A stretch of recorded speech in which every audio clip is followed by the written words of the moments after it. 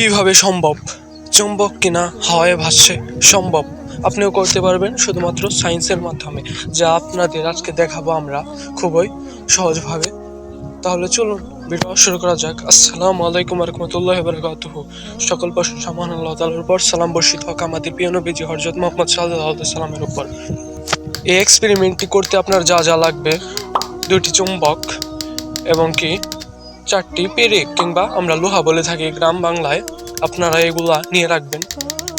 আমি যেহেতু বাড়িতে করছি আমার, তার জন্য একটি কাঠ দরকার।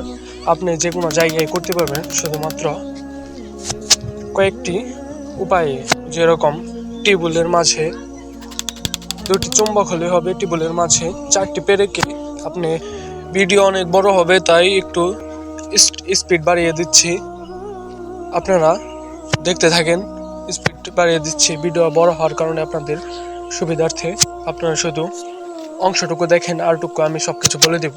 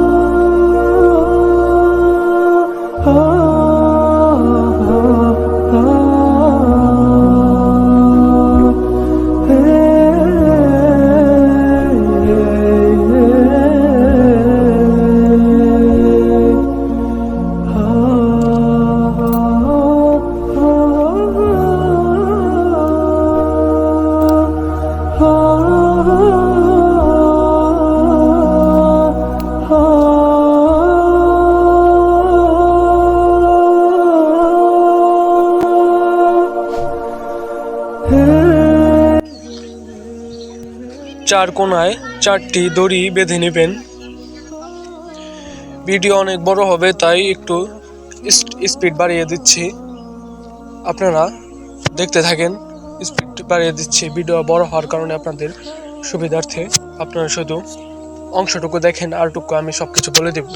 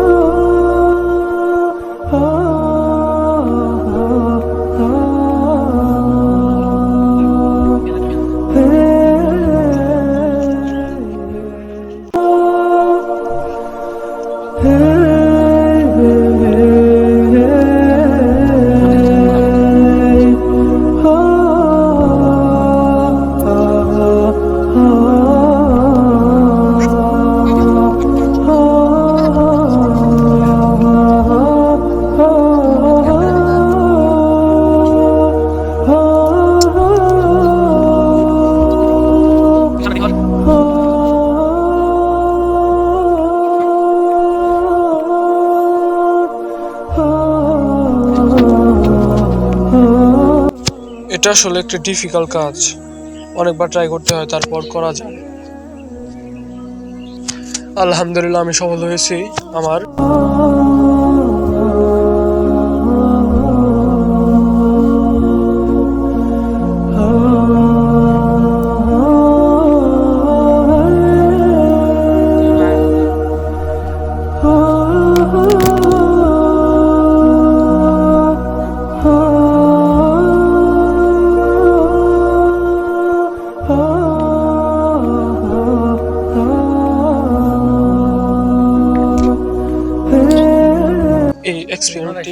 খুব ভালোভাবে আমি করতে পারছি, আপনিও এরকম করে করতে পারবেন খুব সহজ উপায়ে। দেখছেন কিভাবে অটোমেটিকই উপরে উঠে গেল চুম্বক। চুম্বক কিন্তু নিচে কিছুই দেওয়া নাই, শুধু রশ্মি দিয়ে বাঁধা। এই কারণ হলো চুম্বকের পাশে যে একটি নিচে লোহা থাকে, লোহা কিংবা চুম্বকের ওপরে যে সমান জায়গা থাকে, ওই কারণে আসলে এই উঁচা জায়গাটা চুম্বক উঁচা হয়ে যায়, এই কারণে সম্ভবত। এই ভিডিওটা যদি একটু হলেও ভালো লাগে কিংবা আপনিও মজা পান, স্যাটিসফাইন হন, তাহলে অবশ্যই চ্যানেলটি সাবস্ক্রাইব করবেন, লাইক করবেন, কমেন্ট করে জানাবেন কেমন ভিডিও চান আপনারা। তাহলে আজকের মতো বিদায় নিচ্ছি। আল্লাহ হাফিজ।